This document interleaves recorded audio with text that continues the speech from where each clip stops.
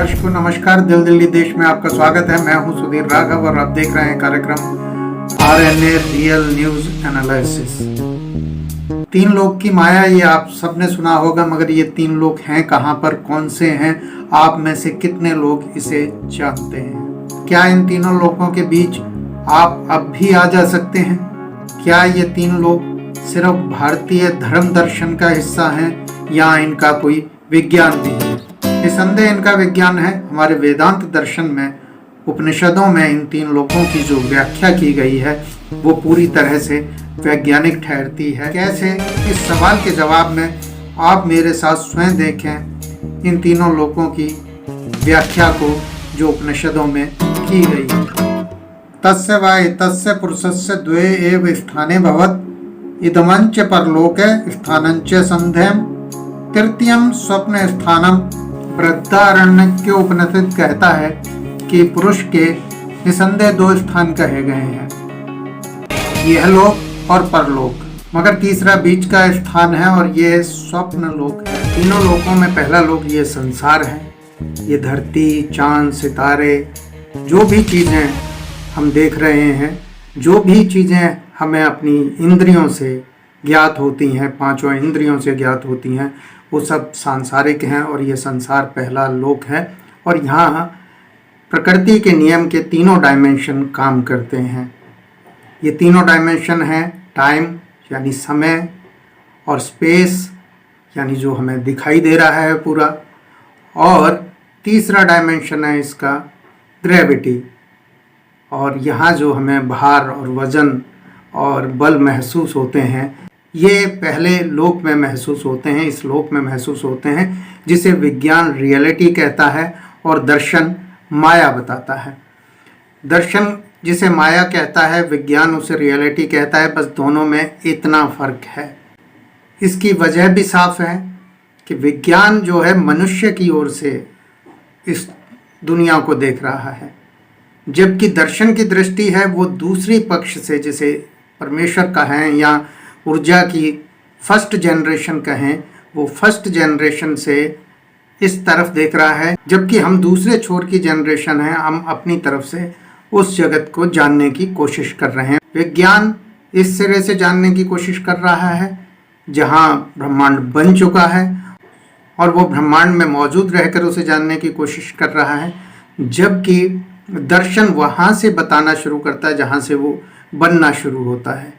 तो ये मूल अंतर है जिसकी वजह से हमें लगता है कि दोनों अलग हैं, लेकिन दोनों एक ही दिशा में, एक ही रेखा में, दो किनारों पर हैं, ना कि वो दो अलग अलग पैरेलल धाराएं हैं।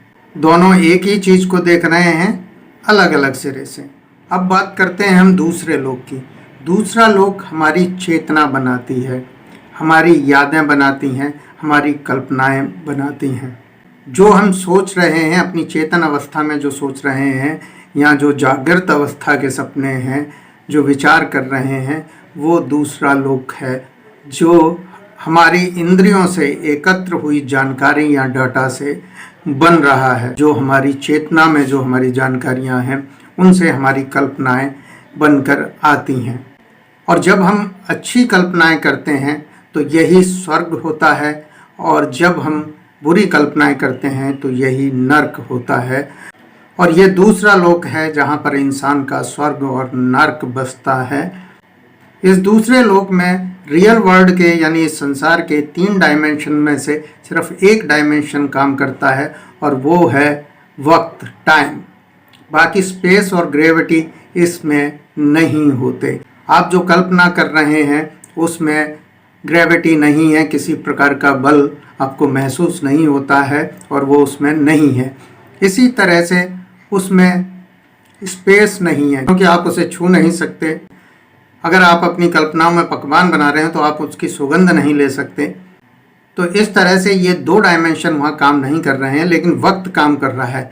आप अपनी कल्पनाओं में ये सोच सकते हैं कि आप 10 साल पहले क्या कर रहे थे, या 5 साल बाद आपका भविष्य क्या होगा, और वक्त भी यहाँ स्वतंत्र काम करता है।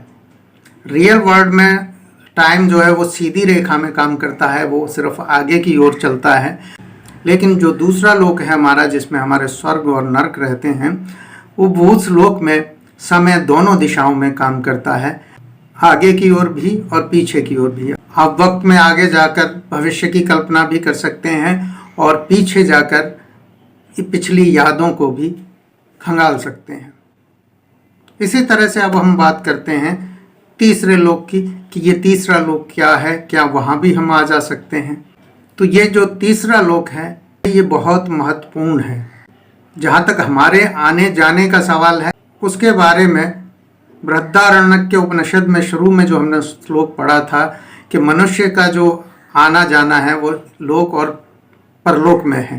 तो परलोक मतलब दूसरा लोक जिसके बारे में मैंने अभी बताया, कल्पना का लोक। तो मनुष्य का विचरण जो है सीधा चेतन विचरण दो लोकों में रहता है कि वो जिस लोक में है, जो रियल वर्ल्ड है, उसमें जो संसार है उसमें विचरण कर रहा है, उसे समझ रहा है। दूसरा वो परलोक है जिसमें वो अपनी कल्पना के सहारे जाता है और अपने स्वर्ग और नरक बनाता बिगाड़ता रहता है।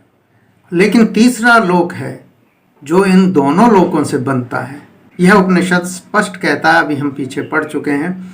और वो हमारा अवचेतन का लोक है। वो हमारा अवचेतन का लोक है जहाँ हम सिर्फ स्वप्न अवस्था में जाते हैं। तो जो इंद्रियों से आया हुआ ज्ञान है, जो कल्पनाओं के द्वारा बनाया गया ज्ञान है, जानकारियाँ हैं, वो सब वहाँ पर मौजूद हैं। इन दोनों को मिलाकर हमारा अवचेतन तैयार होता है और ये अवचेतन जब दृश्य बनाता है निद्रा में तो वो तीसरे लोक से की चीज़ें होती हैं जहाँ पर हमारा कोई नियंत्रण नहीं होता और जहाँ रियल वर्ल्ड के तीनों डायमेंशन काम नहीं करते हैं। वहाँ ना वक्त काम कर रहा है, ना स्पेस काम कर रहा है और ना ग्रेविटी काम कर रही है। तो इस तरह हम समझ सकते हैं कि उपनिषद और वेद जिन तीन लोकों के बारे में बता रहे हैं वो फिजिक्स है। वो सिर्फ धर्म नहीं है, वो फिजिक्स है, वो विज्ञान है। और इस विज्ञान को समझाने में या इनको बाद में जो भाष्य किए गए हैं वहाँ इनके रूप भले बदल दिए गए हैं दर्शन में या धर्म में जोड़कर, लेकिन ये तय है कि वहाँ जो पढ़ाया गया है, वहाँ जो लिखा गया है, उपनिषदों में जो लिखा गया है, वेदों में जो लिखा गया है, वो फिजिक्स है।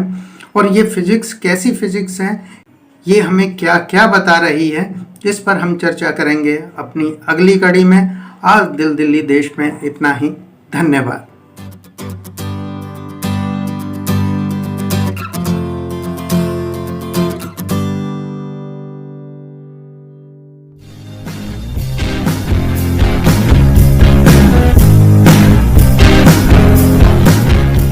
तीसरे ब्राह्मण की 11वीं कंडिका में कहा गया है, स्वप्नेन शारीरम अभि प्रहत्या सुप्त सुप्तनाभि चाकशीति।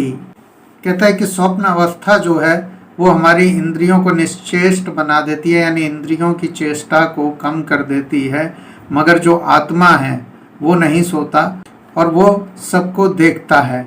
यानी कि जब हम सो रहे हैं तो हमारी इंद्रियों से जो संदेश आ रहे हैं वो नहीं आते। स्वप्न अवस्था का जो लोक है वो लोक है कि जब हम निद्रा में हैं और हमारी इंद्रियों से संदेश नहीं आ रहे हैं, लेकिन हमारी आत्मा, हमारा मन तब भी सक्रिय है।